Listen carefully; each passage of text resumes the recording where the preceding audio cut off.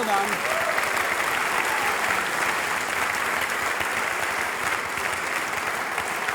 Herzlich willkommen bei der Show zur Verleihung des ersten Heinz Oberhummer Awards aus dem Wiener Stadtsaal.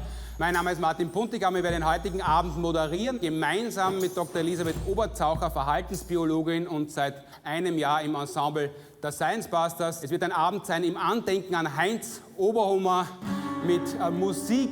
James Randi ist der erste Preisträger des Heinz Oberhummer Awards.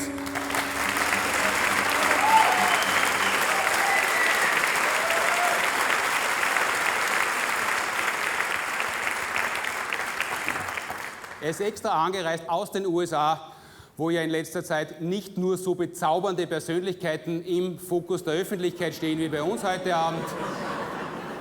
Über Wissenschaft zu reden, über das faszinierende, geheimnisvolle Universum, dabei die Stimme überschlagen zu lassen und, wenn es notwendig ist, mehrfach dafür in die Luft zu springen. Dafür hat Heinz Oberhummer praktisch alles liegen und stehen lassen. Mir ist es in den letzten Monaten gelungen, einen Preis gemeinsam mit den Science Busters zu initiieren, wo alle Institutionen, in denen Heinz Oberhummer in den letzten Jahrzehnten als Wissenschaftler und Wissensvermittler maßgeblich gewirkt hat, beteiligt sind. An der Universität Graz, wo er in Physik ausgebildet worden ist. An der Technischen Universität Wien hat Heinz Oberhummer jahrzehntelang geforscht und gelehrt. In der Stadt Wien hat er seine Tätigkeit als Wissensvermittler begonnen in der Öffentlichkeit und nicht zuletzt als wissenschaftlicher Popstar im Radio bei FM4, in hunderten Kolumnen und bei über 50 Fernsehsendungen auf ORFeins. Er ist auf der Straße angesprochen worden von jung und alt. Es gibt ein Lied von Kinky Friedman, They ain't making Jews like Jesus anymore. Und so ähnlich ist es auch für Heinz Oberhummer. Solche wie Heinz Oberhummer werden nur sehr selten hergestellt. Und entsprechend haben wir den Preis versucht zu formen, dass er ihm gerecht wird. Er ist mit 20.000 € dotiert und als Trophäe gibt es ein Glas Alpaka-Kot. Die Alpakas waren die Tiere, die er auf seinem Bauernhof gezüchtet hat, und er hat leidenschaftlich gern davon erzählt, dass er immer ein Glas mit Alpaka-Bämmerln mit hat. Er hat es auch sehr gern frisch geerntet und ohne lang zu fragen auch riechen lassen. Begrüßen Sie jetzt mit mir, neben mir auf der Bühne, Dr. Elisabeth Oberzaucher, Verhaltensbiologin. Sie teilen mit Heinz Oberhummer auch die Leidenschaft für Wissenschaft und vor allem Wissensvermittlung. Eigentlich fängt es schon mit der Kindheit an, die wir beide in den Bergen verbracht haben, am Land verbracht haben. Da lernt man dann mit dem Winter umzugehen, redet sich ein, dass man ihn sogar mag. Natürlich auch diese Tatsache, dass wir beide eigentlich die einzigen Wissenschaftler in der Familie sind. Sie waren auch die einzige Wissenschaftlerin in Ihrer Familie? Ja, herzlichen Glückwunsch. Bei Heinz Oberhummer war es ja so, seine Mutter hat ihm noch, da war er schon Professor an der TU, gesagt, aus allen ihren Kindern sei was geworden, außer aus ihm. War es bei Ihnen auch so? Naja, nicht ganz so schlimm. Aber es ist natürlich so, dass Wissenschaft sehr arbeitsaufwendig ist. Man verdient jetzt auch nicht wahnsinnig viel. Und das ist schon etwas, was dann ein bisschen seltsam wirkt auf manche Leute, die keine Wissenschaftler sind. Weil wir tun das deswegen, weil es so wahnsinnig belohnend ist. Anders. Nicht durch Geld, sondern dadurch, dass wir eben neue Erkenntnisse gewinnen, Sachen herausfinden, die noch niemand vor uns gemacht hat. Ja, aber das gilt im Wesentlichen für jeden Serienmörder auch. Naja. Also in der Wissenschaft ist das schon ein bisschen konstruktiver ausgerichtet und eigentlich ist unser Ziel ja, dass wir auf lange Sicht dazu beitragen, dass die Welt ein bisschen besser für uns alle wird. Und das ist eigentlich das, was auch den Heinz Oberhummer angetrieben hat und seine Leidenschaft, seine Neugier. So wie geteiltes Leid halbes Leid ist es auch tatsächlich so, wenn man Wissen weitergeben kann, dann verdoppelt sich die Freude an diesem Wissen mindestens. Also ich würde sogar sagen, um ein Vielfaches vermehrt sich's. Kann man sagen, dass er die Wissenskommunikation in Österreich begründet hat damit? Er war eigentlich der Erste, der versucht hat, wirklich wissenschaftliche Erkenntnisse so zu übersetzen, dass sie jeder versteht, dass jeder etwas damit anfangen kann. Und das hat er auf eine fantastische Art und Weise gemacht, glaube ich auch deswegen, weil er alles eingesetzt hat, was ihm zur Verfügung gestanden ist und manchmal sogar versucht hat, physikalische Gesetze zu verletzen, also gegen die Schwerkraft zu arbeiten. Ohne Rücksicht auf Leib und Leben und manchmal sogar ohne Rücksicht auf den eigenen Anzug. 1 o'clock, 2 o'clock, 3 o'clock, rock. 4 o'clock, 5 o'clock, 6 o'clock, rock. 7 o'clock, 8 o'clock, 9 o'clock, rock. We're gonna rock around the clock tonight. eine Schutzbrille und Schutzhandschuhe. Schutzhandschuhe für Sie, Arbeitshandschuhe sagen andere. Einmal, dann das zweite. Die nächste Sonderprüfung für einen Theoretiker ist ein Fingerhandschuh, kein Fäustling.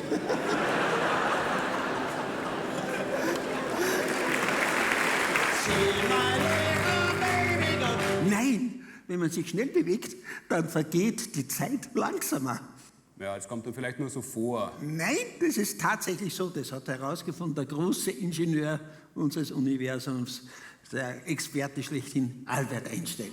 Der hat erkannt, dass in unserem Universum Zeit und Raum zusammenhängen. Das war die Grundlage, dass man irgendwann einmal in der Zeit reisen kann.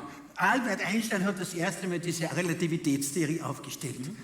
Kurt Gödel, das ist der links neben den, der da. Nicht der? Gut, dass Sie es dazu sagen, danke. Ja. Ja.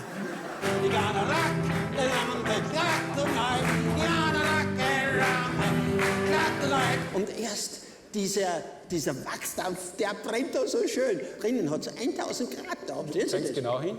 Ja. Das heißt, es brennen erst die Dämpfe. Auch bei Holz zum Beispiel? Ja, die festen Stoffe, da kommt zu wenig Sauerstoff dazu, die können nicht brennen. Es muss erst gasförmig werden, dann kommt der Sauerstoff dazu und dann brennt's. Ups, Entschuldigung. Erstaunlich, brennt noch immer. Ja. Aber das war noch gar nicht das Experiment. No, das war's noch. Wie durch Geisterhand wieder entzünden. Die, glaube ich, die blase ich aus, ja? Die blase ich aus. So, die blase ich aus und dann... Fängst noch mal hin, wo sie ausblasen. Nein. Oh! Ja, auf Anhieb! Haben Sie es gesehen, Herr Bundiger? Ja!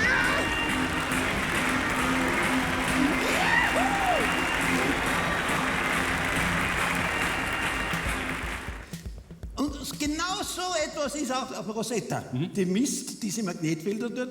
Da sind einmal Drähte, die leiten die Daten zum Computer. So, da drin ist ein Computer nämlich im Rosetta. Ja, in der Sonde, ja. Kann man schon verstehen, oder? Ja, kann man verstehen. Gut. Wie misst man Magnetfelder? Die Änderung von Magnetfeldern, Magnetfeldstärke. Da drin sind 3 Kupferspulen. Und ein sich veränderndes Magnetfeld bewirkt, dass ein Strom in diesen Kupferspulen fließt. Fängt der Strom zu fließen an, wenn das Magnetfeld dort ist. Und zwar braucht man 3 Kupferspulen für jede Raumrichtung eine. So, so. Und na, so, so. 3 Raumrichtungen.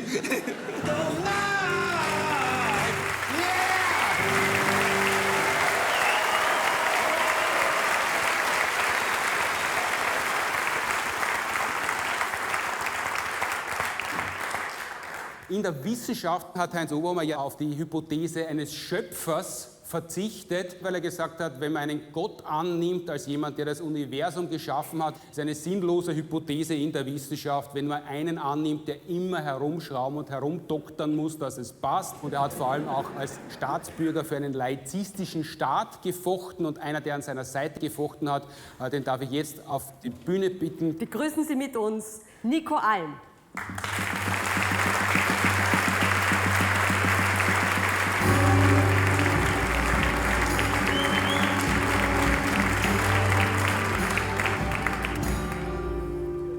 Sehr geehrte Damen und Herren, Gott hat Heinz mit der Schule hinter sich gelassen. Die Zeit nach der Matura beschrieb er sinngemäß als eine, in der er entdeckt hat, dass die Welt für ihn viel größer und spannender und schöner und freundlicher ist, wenn er auf einen Gott verzichtet.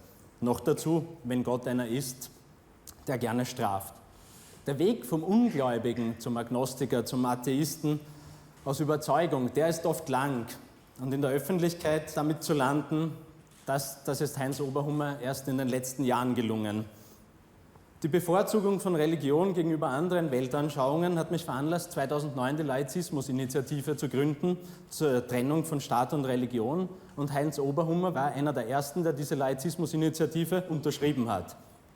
Ich habe ihn dann bei einer Vorstellung der Science Busters persönlich kennengelernt und Heinz hat mich dann immer sehr unterstützt. Wir haben die Giordano Bruno Stiftung nach Österreich geholt. Wir haben den Zentralrat der Konfessionsfreien gegründet, bei dem Heinz auch gleich den ersten Vorsitz übernommen hat. Heinz hat die Freidenker unterstützt und vieles mehr. Und er war auch bei schwierigen Themen immer zur Sache, wie zum Beispiel, wenn es um religiöse Beschneidung von minderjährigen Kindern geht. Schlussendlich hat er auch das Volksbegehren gegen Kirchenprivilegien mitinitiiert und unterstützt. Heinz war unbestreitbar die Leitfigur des politisch aktiven Strebens nach Laizität. Er fehlt uns persönlich, aber er fehlt uns auch in Österreich als Österreichs Laizist Nummer 1 und als Österreichs Atheist Nummer 1.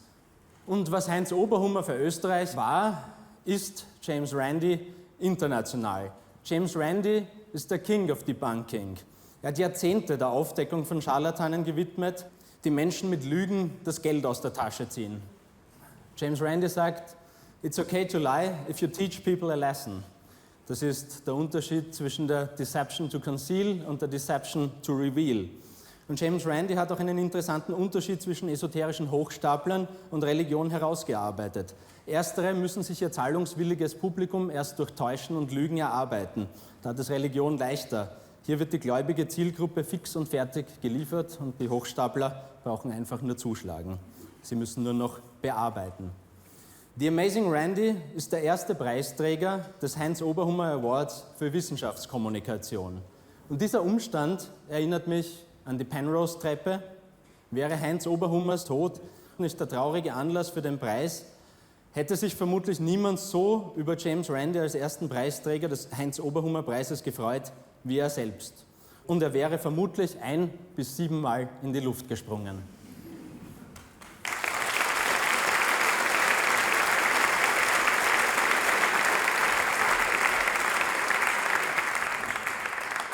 Der Abend steuert ungebremst auf seinen Höhepunkt zu, bevor wir James Randi aber auf die Bühne bitten, wollen wir einen Blick auf sein Leben werfen, von James Hamilton Zwinge über The Great Randall bis hin zum Amazing Randy und danach noch Skeptiker vom Dienst, der nicht nur solchen wie Uri Geller den Spaß am Löffel verbiegen verdorben hat. See, I've always had my battle with the psychics, the so-called, and I use that word in quotations all the time, remember that. People who are stealing money from the public, cheating them and misinforming them. That's the kind of thing that I've been fighting all my life. Magicians are the most honest people in the world. They tell you they're going to fool you, and then they do it.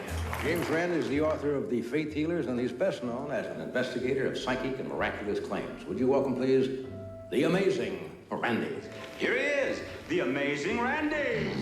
Would you tell us who you are? The Amazing Randy. Ta-da! I was born at a very early age in a log cabin to help my father build. By the time I was 7, I was 11. I grew up very fast.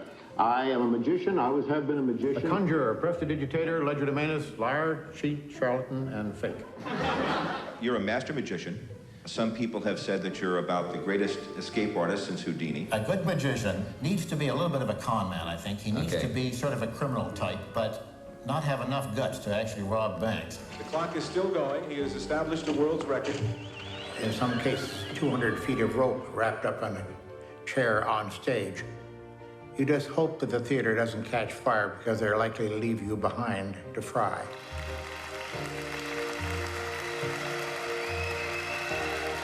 But it's when some of the things like hanging over Niagara Falls in a straitjacket at 20 below zero, that gets your attention.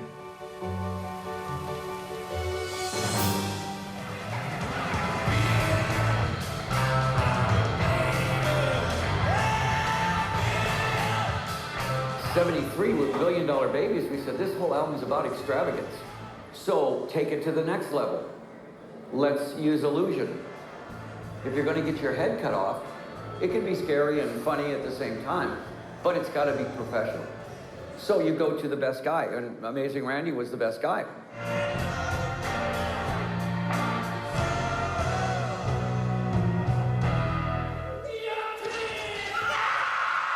I had never heard of Alice Cooper.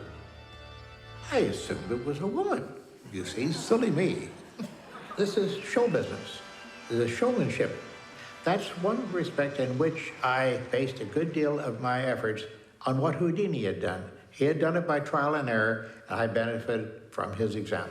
Tonight on this stage, you are going to meet a man who claims he can move physical objects using only the powers of his mind.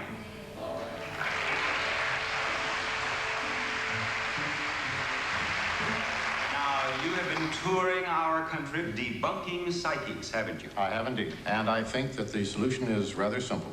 Now, what I have here is particles of a white plastic which will rather conclusively show that Mr. Heydrich is merely blowing on both the page and on the pencil. James, ready?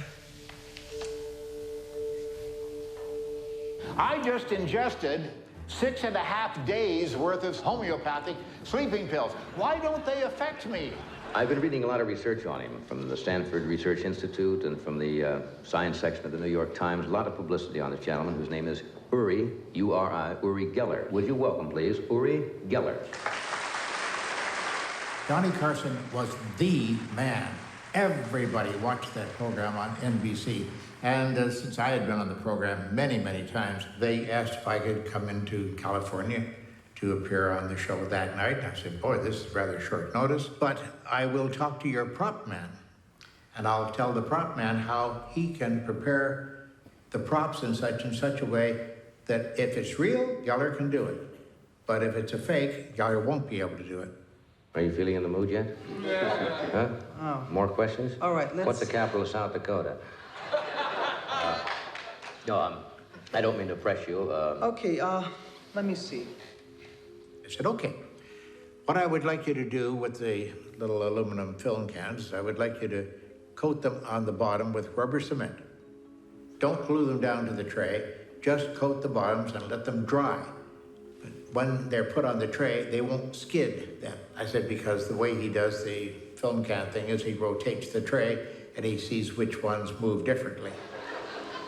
We'll start eliminating the ones that do not have the water. Without touching them. He is really suspicious, you know. Yes. I'm having a hard time with you. I don't mean to be, right? I really don't. Just keep looking. Okay, let me rest a little, all right? All right. They actually shut down the set for 20 minutes or so while he hummed and hawed and wondered how he was going to do something. Then they came back to the live audience after a big, long commercial break. Sergeant, we are back. Uri was telling me you don't feel, what, strong tonight? I don't Is that... feel strong. Geller had to give the whole thing up. Right now, It was a real failure for him, definite failure, because Carson's people had followed the instructions that I gave them. don't be disappointed. I won't. I'm not. Okay. We thought he didn't have a future, and we were very wrong. You've got cancer of the stomach? Are you ready for God to burn that cancer out? A man like Reverend Peter Popoff was a very dangerous man. In my estimation, he was a real scoundrel because he was taking people's faith in their religion. He was taking away their security. In many cases, he was harming them physically because he was convincing them that they didn't have to go to doctors anymore, that Jesus had healed them. Turns out that God's frequency, I didn't know he used radio, is 39.170 megahertz, and God is a woman, obviously, and sounds exactly like Popoff's wife, Elizabeth. Has he seen this tape, though? No, he does not know about this until this very moment. Hello, Petey. Can you hear me? If you can't, you're in trouble. In the name of Jesus. Jody Dean. Jody Dean. Is it Jody? Jody? Dean? Jody Dean? No, it should be right there on your right side. Here it comes. Okay, she lives at 4267 Masterson. 4267 Masterson. I can see the angels of God all around your house. Rosa?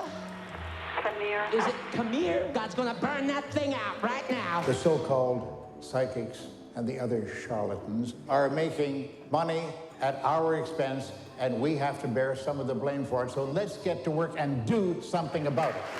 The $1 Million Challenge is real, ladies and gentlemen. Why is there not a lineup outside this organization right now on the street? Why isn't Uri Geller here? The amount that he travels and the amount of people that he engages with. You got it? He has genuinely changed thousands and thousands of people's lives by opening their eyes.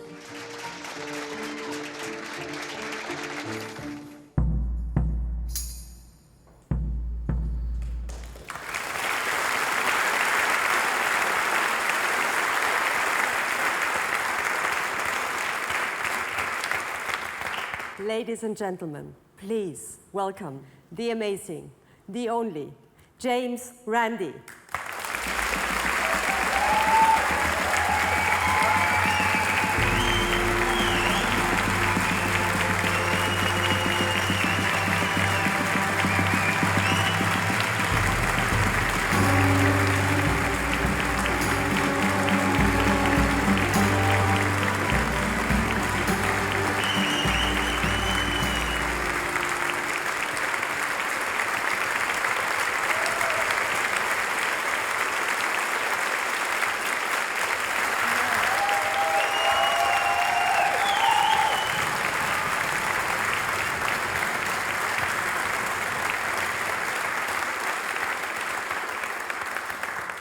I will tell you in advance that I'm going to try to fool you.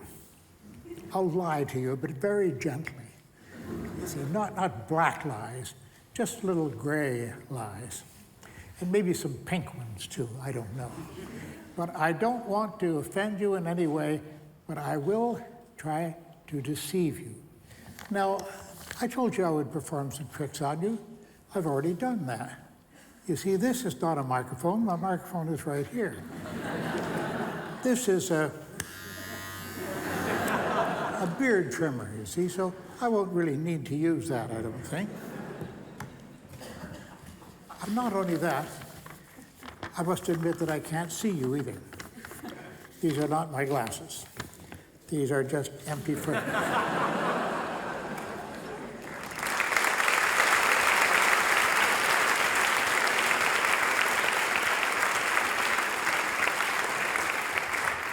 These are my real glasses, I confess to you. I have to use simple means so you can see that you can be fooled. It's easy to deceive people if you do it very subtly, and that's what magicians, conjurers is a better word, are all about. I've been a naturalized citizen of the USA since 1987, but I received my education, my initial education, in Canada, my homeland. Our German teacher was a little lady about so big like this, and her name was Miss Coyle, and she labored to instruct me in the German language, but with very little success. Those who don't know anything have to believe in everything. If this audience agrees with that statement, I am indeed among friends today.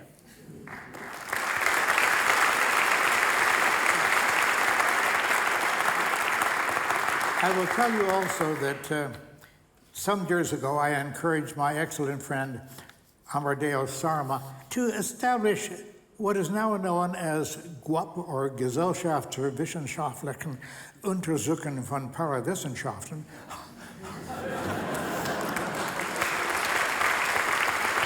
Now, I know that in Germany at Wuppertal Elberfeld, I'm sure you're familiar with it, at the Thalia Theater, I was known as der Mann, den kein Gefängnis halten kann. Really? The man who no prison can hold. Yes, I was an Entfesselungskünstler. Perhaps I would like to show these people one of those demonstrations. Would you like to see one?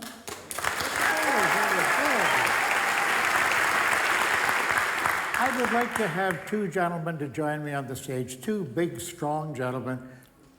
You've got to, there you are. You don't have to hold up your hand, just come right up. That's one. There's got to be one gentleman that's going to be brave, and you're not a gentleman.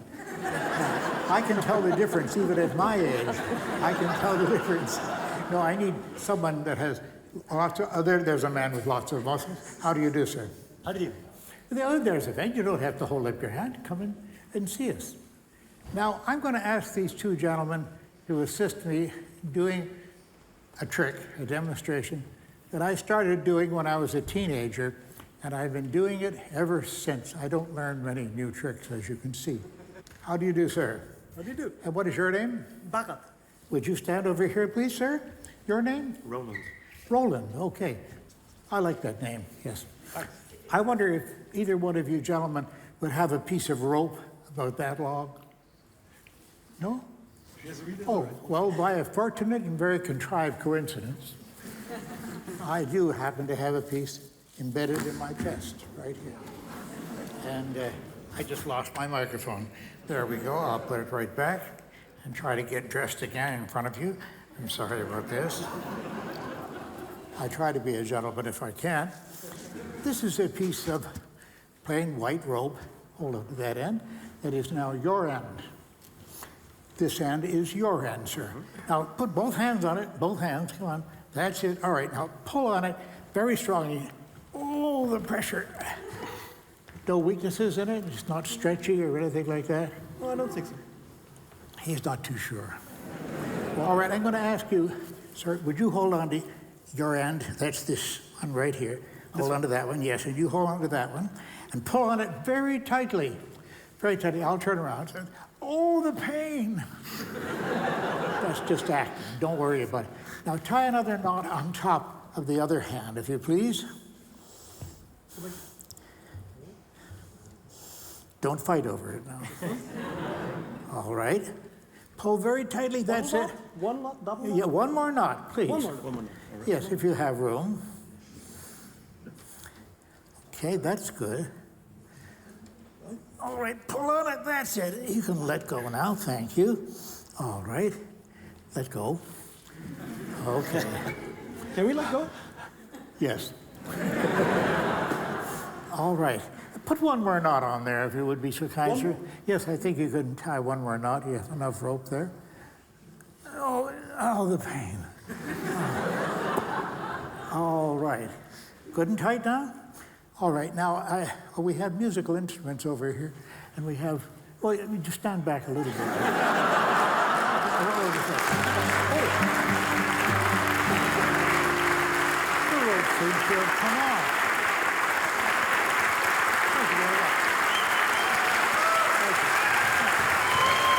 Thank you very much, sir. Give them a round of applause. Thank you. Now, there was a young lady who came into the theater a few hours ago, and I asked her around, I said, do you think there's a young lady there who would understand English and would be kind enough to come over and have a little conference with me? Where is that young lady?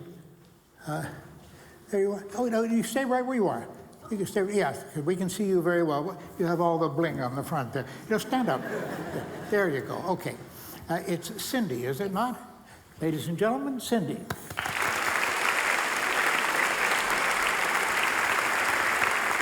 Now, let me tell you, and Cindy will acknowledge this, I think I had never met her before, and she assured me she spoke English very well, which is true. And there's a big table outside.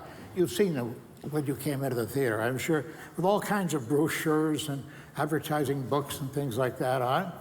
And there was one, do you remember the name of the booklet? It was a program. A program of some kind, but it had all kinds of advertisements and different articles. Events, theater. It was in German, I believe. Yes. Yes. Of course. And I said to Cindy, I said, please sit on the other side of the room. And I turned my back. And I said, Cindy, I want you to just open up any page at all. You chose the page yourself. Yeah. Right? Just opened up the book. And I wasn't looking. I had my back turned. And I simply said, run your finger around, but close your eyes and stop any place. She stopped. And I said, choose a word at the end of your finger, just a random word. Now, there's a book this thick. It had hundreds of pages. That's tens of thousands of words in it. So she could have stopped at any word at all. I just told her, don't stop at the word und or something like that, you know, or der or die. These are very common words in the language, and it was in German. And you chose a word, did you, Cindy? Correct. Very good. And I asked you to remember that word, and you did remember it, I hope. Yes, I do. Okay, very good. And then I asked you if you'd be so kind, and I had my back turned to you all the time on the other side of the room. I said, tear that page out and fold it up and put it in your purse. And I turned around in time to see her take out from her purse another purse, a small white one, and she put it inside the white one and clicked it up. She put it inside her big purse and snapped that one up. And I said, well, I certainly don't know what it is, but Cindy This young lady here is the only one, not only in this country, but in the world, who knows what that word was that she selected by running her finger to it. Is that correct, Cindy? Absolutely. Okay. Now, you haven't told me, and you've told nobody else. No. And you still have that page in your purse. Oh, okay. I don't want to look. Now, I'm going to step to the board over here. Oh, tell me one thing, Cindy. Was it a long word? Because I don't know where to start here, you see. It wasn't short. It was what? How many letters in it? 8. 8? All right. Okay. Remember, you didn't tell me. No one in the world should know what this is. It's funny, I'm getting a punctuation mark, too. Was the word, did it have a punctuation mark on it? Or anything like that? No, not really. Oh, all right. But you have it there so we can... Oh, 1, excuse me, 1. Maybe it's one letter. Okay. All right, let me just see what I can come up with here. No, that's not right. Wait a minute. Maybe.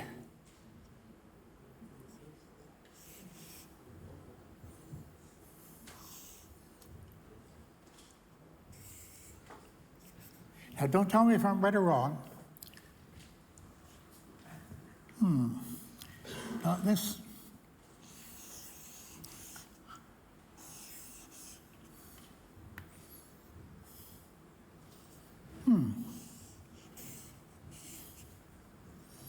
Oh. Now, this is funny. This looks like a bracket to me, but I don't think it is.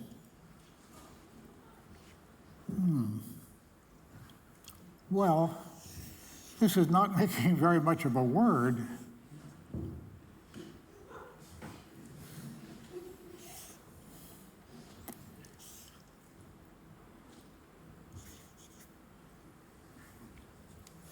That's very strange. I can't see any word there. I made a great error. Would you tell the audience, please, what was the word that you chose out of the book? In English or in German? Sorry? In English or in German? In German. Publikum. Publikum. Audience. Oh, this has happened before, and I apologize. It's happened again. Cindy, thank you for your efforts, but I got the word upside down.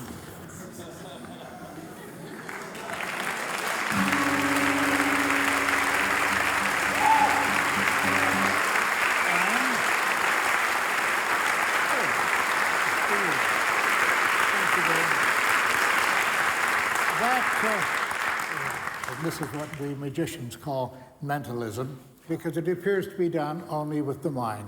Now, Cindy didn't cooperate with me in any way at all. I told the absolute truth, right?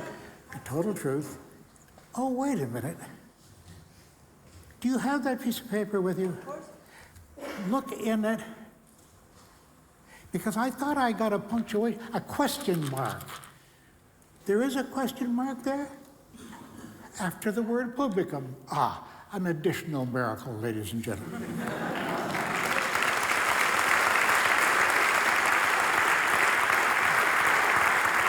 I will tell you as an aside that when I do these lectures and performances in public now, I'm 88 years of age, you know, so I'm slowing down a little bit. That's why I missed the question mark at first. But I do some very small tricks sometimes, and they sometimes the very best ones. I will tell you a story about Lawrence Livermore Laboratories in the United States. You may know the name, I don't know, but it's a very famous laboratory. I've lectured there many times over the last few years. And I think that if you go into Lawrence Livermore Laboratories, you pick up a rock, and you throw it in any direction, you will hit a physicist. I'm sure. It's full of PhDs in physics. They're very, very prominent all over the place. And since I lectured there several times, when I got a call a couple of years ago from my assistant in the office, and he said, Lawrence Livermore Labs is on the phone. I said, fine, I'll take it. I picked up the phone. I said, this is James Randi, the gentleman on the other end of the line, who I didn't know. He told me his name, and I won't repeat his name because this might embarrass him in some way. He was Dr. somebody. And he said, James Randi, I believe that you have lost the $1 million prize. Well, I was terrified, of course. Yeah, sure. Not very terrified, believe me. And Andrew, my assistant, just gave me a thumbs up like this. And I heard this gentleman from Lawrence Livermore Laboratories say that he had a gentleman from Israel who had visited the lab and had done a demonstration for them that really flabbergasted them. It astonished them. They said, I think that this man really has psychic powers and that you've lost $1 million. Well, I said, do you have a fax machine there? He said, yes. And he said, why? I said, because I'd like you to watch the fax machine. All right, I'm going to send you a message. And I just signaled to Andrew to go into the next room, and I just whispered to him, Martin Gardner's book. Now, you may not know the name Martin Gardner, but he was a famous, good friend of mine, very good friend of mine, and a good science writer. He wrote science books for children as well as adults. And Andrew went to the library. He knew the book I was talking about, took it off the shelf, and he looked through the index. And while he was doing that, I said, you really believe this man has psychic powers? Oh, yes. The demonstration was absolutely astonished. I said, what was it? What did he actually do in the demonstration? He said, well, he took a little box of matches, a little box like this. He put it on the back of his hand, and he simply gestured with his hand, and the box stood up. So I signaled to Andrew, matchbox standing up. Okay, and I said, he repeated it several times, as many times as we wanted to, and I think that you've lost $1 billion, Mr. Randi. Well, I don't know how the trick was done. I must admit to you, I don't know how it was done. But this was on that page in Martin Gardner's book. So I signaled to Andrew and put it in the fax machine and sent it off to the man in Lawrence Livermore. He said, oh, the fax machine has started to turn out something now. I said, read that, if you would. And he said, the floating matchbox trick. And he read that to me. I said, yes, read that, please. He said, obtain a small box of matches. I said, hello? Oh, I'm here, I'm reading. And now it will rise on the back of your... Click. Now, that was the last time that I've heard from Lawrence Livermore Laboratories. Unfortunately, I've not been asked back there to speak to them again. But it's a simple, simple trick. You leave the box open a little bit like that at the bottom, and you place it on your hand. Now, at my age, I have lots of loose skin on the back of my hand, you see. And you simply strain the hand like that, it stands up, and then it goes back down again. Oh, a miracle, a miracle. And it will flop up and down for days and days if you want to stay there long enough. That is how the trick is done, ladies and gentlemen.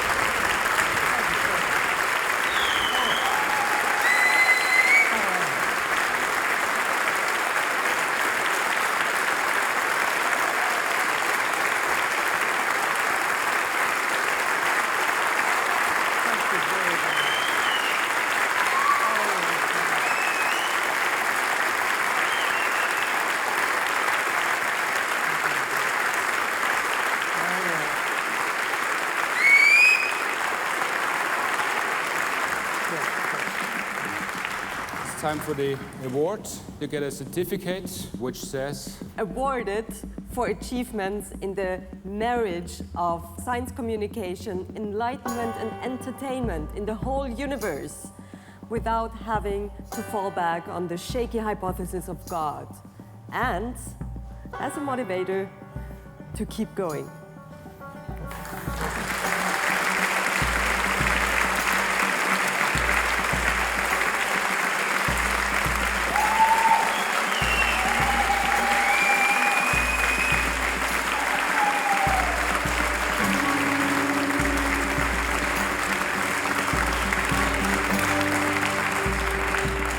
Prize comes the cash, 20,000 euros. We don't have any cash, we will send it on your account. Where do you want it? United States, Switzerland, Cayman Islands? We'll talk afterwards. Okay. And the main prize, the trophy, is the glass of alpaca droppings. Oh yes, this is distinctive now. I don't know whether I'm going to be able to get through customs. If they ask me what it is,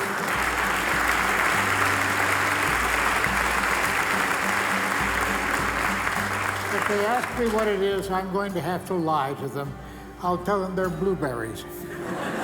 I just hope that they don't ask me to test the blueberries. Thank you so much for that.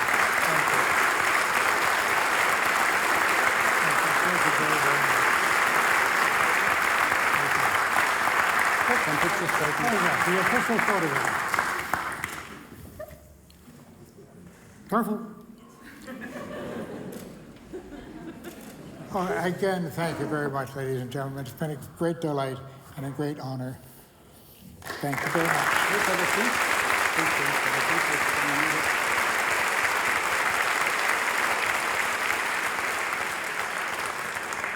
Thanks a lot, James Randi. We finish with music. Wie kann man den Abend besser beenden als mit Musik? Die Tauern Musik Tribute Band, bitte auf die Bühne.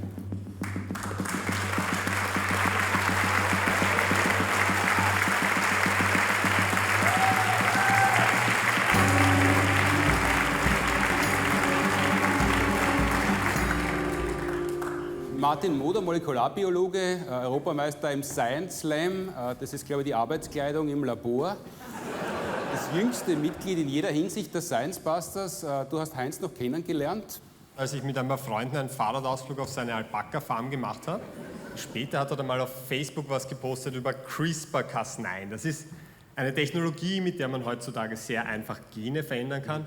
Und da haben wir ein bisschen begonnen, drüber zu schreiben und sind wir drauf gekommen, hey, ich finde CRISPR cool, er findet CRISPR cool und dann hat er mich gefragt, ob ich vielleicht Lust hätte, mal bei den Science Busters darüber zu reden und hier bin ich.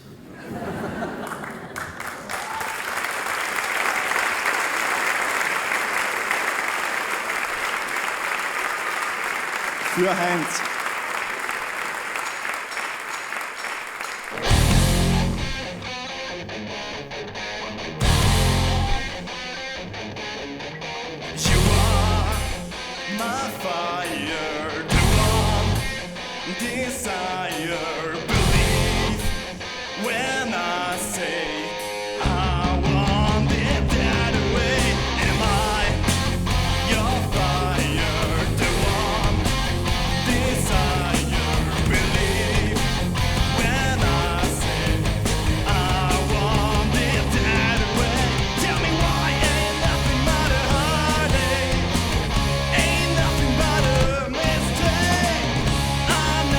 Wanted